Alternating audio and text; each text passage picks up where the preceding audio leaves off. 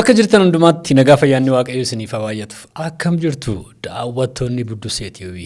Sagantaan keenya Jette torbanitti al tokko isiniif dhiyaatu. Egaa torbanitti al tokkos kana achi immoo mijanni taanaanis mata dureen hin jiru taanaanis darbuu dandeenya kun dirqamiin irra hin jiru. Garuu yerootti oduuf odeeffannoo isiniif dhiyeessin irra geenyeerra. As Buddussee Tube irraa an gammachiisu mataati. Har'as ogeessa kaameeraa nama kan biraa wajjin jira. Nagaa keessanii nagaan isiniif haa ta'u. Mee warri nagaa qabdan akkam jirtu? Nagaa nu dhiyeessaa nagaa keenya isiniin jenna. Torbeen keessan akkam ture mee nu barreessaa. Yaada keessan nu kenna. Yaada yoo qabaattanis immoo jirra sin dhageenya akka nu bilbiltaniif bilbila keenya isinii keenyerra nu wajjin akka hojjettan ganna kan akka nu wajjin dabarsitanis immoo daballee isin affeerra. Egaa taatee torbee ta'e kana torbee dabarsine kana ta'e tokko tokko isinitti himna guyyaa har'aa torbee dabarsine kana keessa taateewwan garaagaraatu biyya kana keessatti ta'e keessattuu magaalaa Finfinnee keessatti dachee Oromiyaa waldaa kiristaanaa keessatti taateewwan ta'an isinitti himuun barbaada. Jetteen keenyas oduuf odeeffannoo keessattuu waldaa kiristaanaa amantoota faarfattoota kanneen tajaajiltoota wajjin wal qabatudha. Egaa akkuma torbee darbe isin beeksisnee turre torbee kana keessa faarfannaa baay'eetu eebbifame. Faarfannaa baay'ee jechuun albama 3 waldaa kiristaanaatti gadhiisaniiru faarfattoonni. YouTube baay'ee cheekii waggoota nama faarfannaa haaraan jira. Isaan kana keessaa egaa torbee dabarsine kana keessa faarfata Asagida Babaa Samba duraa dabarsine albama isaa lakkoofsa sadaffaa Yesuus jedhee afaan lamaan Amaariffaa fi Oromiffaan albama bareedaa tokko nu kenneera. Albamii kun egaa waldaa Addis Kidaan Kaahanaati naannoo Garjiitti argamutti eebbifame. Sagantaa kanarratti keessummoota baay'eetu argame, namoota gurguddaatu argame.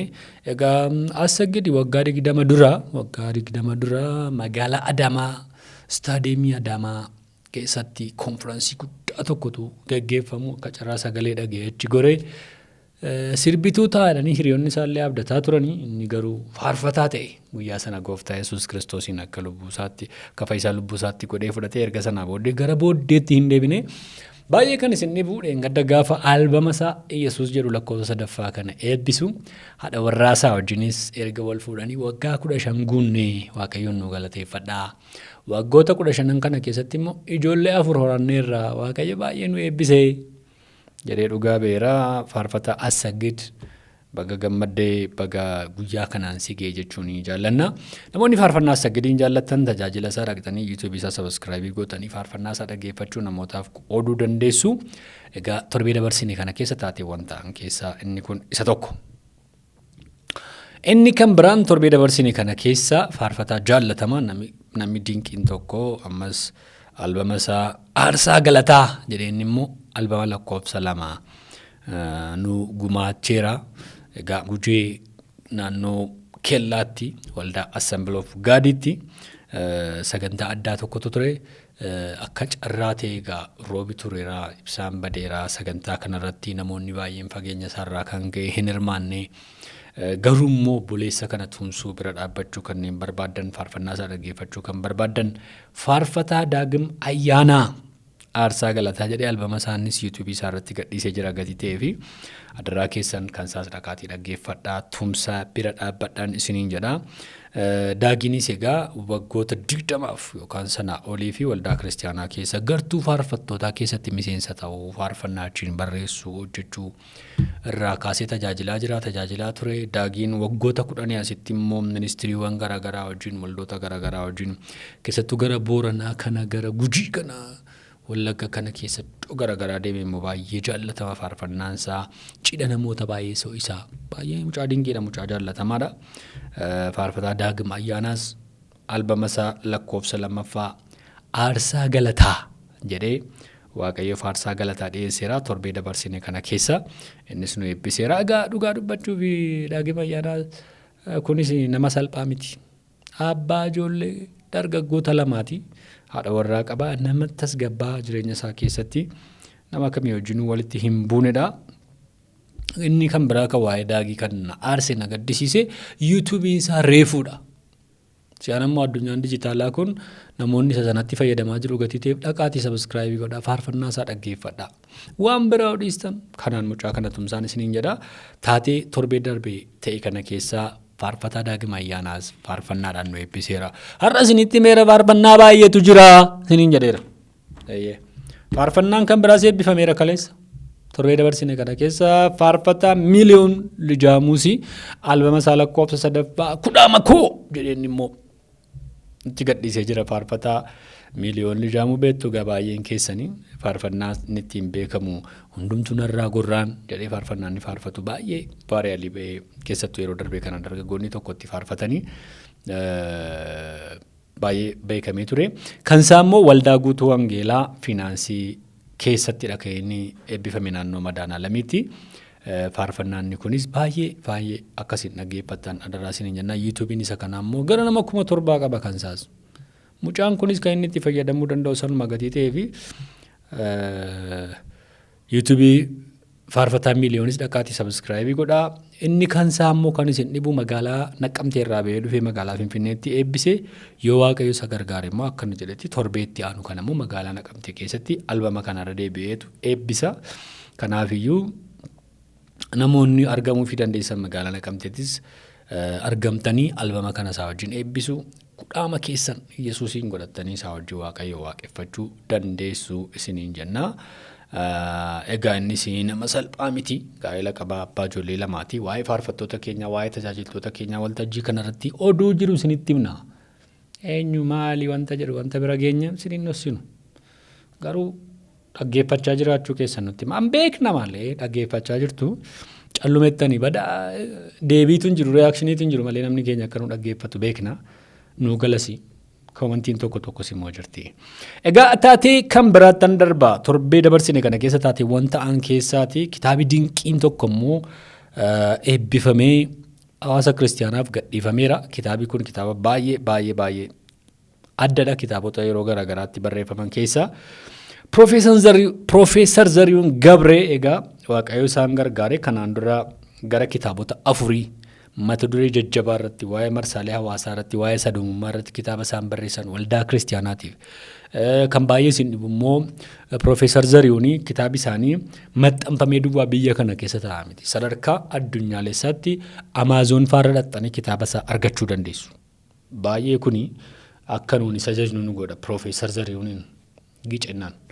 Maaliifii wanta namni baay'een hin goone sababa ta'eef. Kitaabiin kun guyyaa kaleessaa hoteela Ililii Intarnaashinaaliitti eebbifame.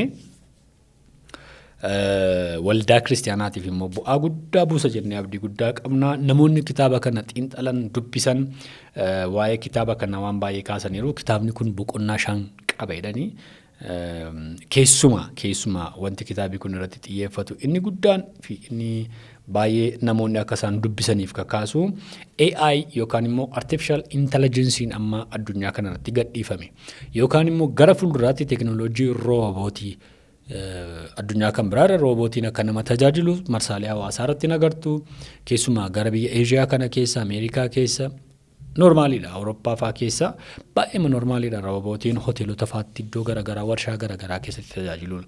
Teknooloojiin AI immoo baay'een keenya bira geenye harka keenyaan itti fayyadamaa argaa irraa yeroo kanatti wantoota addunyaa raajeffachiisaa biyyoota dorgomsiisaa jiran keessaa isa tokko. Inni kunii fi waldaan kiristaanaa akkamitti wal cina deemu? Amantoonni waldaan kiristaanaa isa kanatti akkamitti itti fayyadamuu qabu? Miidhaa qabamoo faayidaa qabaa waan jedhu kitaabi kun deebii qaba. Kanaaf adaraa keessan bitadhaatii dubbisa. Kitaabi kun egaa yeroo heertuutti guutummaa Oromiyaatti addunyaa irratti hirrabsama jennee hin amannaa. Sagantaa kana irratti egaa namoonni garaagaraa argamaniiru gumaachi garaagaraa ta'eera obboleessa keenya gargaaraniiru namoota kanaanis baay'ee ulfaadhaa ittiin jechuu barbaanna.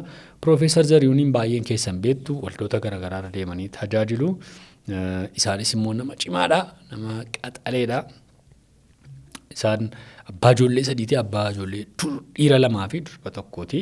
Waaqayyo isaan haa eebbisu. Yoo Waaqayyo nu gargaare Profeesar Zariyuuniin garuu barbaannee finnee waltajjii kanarratti beekumsa isaanii kanarra buddussuun keenya nafu. Hin dagatina finnee isaanirra hin buddussina. Karoora keenyadha kun. Maaliif waa'ee AI namni gurraanuu nageenye. Waa'ee roobootii teknooloojii jiru kana amma akka inni dhiibbaa gochaa jiru namni badaa dhimma isaayyuu hin qabu. Waldaan kiristaanaa immoo yoona kana marsaalee hawaasaatti teknooloojiitti namoonni fayyadamaa jirti namoota baay'ee fi badaa mataan waan tokko dhandharra isaanii yaa'u.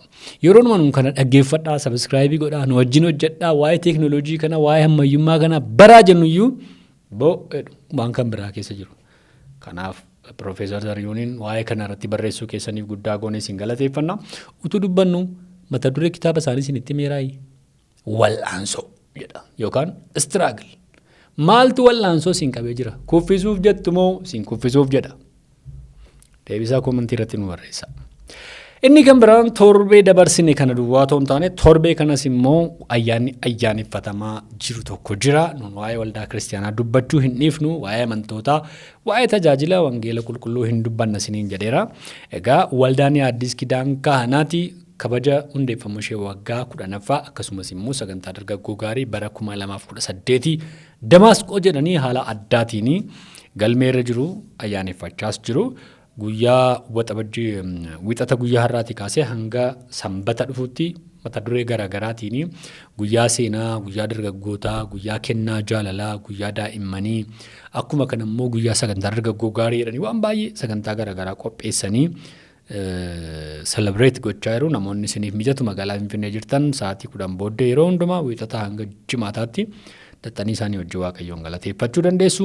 Dargaggoonni immoo sagantaa dargaggoo gaarii bara 2018 irratti hirmaachuu barbaadan bilbilaati galmaa Facebook isaanii irra bilbilli jira. Marsiil TV World Wide jettanii galtan TV isaanii irras bilbilli jira galmaa isiniin jenna. Namoonni oduuf odeeffannoo qabnaa dhimma kana irratti akka dubbattu barbaanna jettan immoo nu bilbilaa nu qunnama. Jetteen keenya irraa kana fakkaatti yeroo kan biraa mata duree kan biraa dhimma kan biraatiin hanga deebinee wal agarrutti as stuudiyoo keenya irraati stuudiyoo magaalaa Finfinnee stuudiyoo Buddussee Tube irraati gammachiisuun mataa Booranaan ture har'a maatiitu na wajjin jira baay'ee galatoomee jechuun hin barbaada nu daawwachuu keessaniif ulfaadhaa subscribe gochuu komentii gochuu keessaniif yaada nuu kennuu keessaniif nagaa waaqayyootiin tura.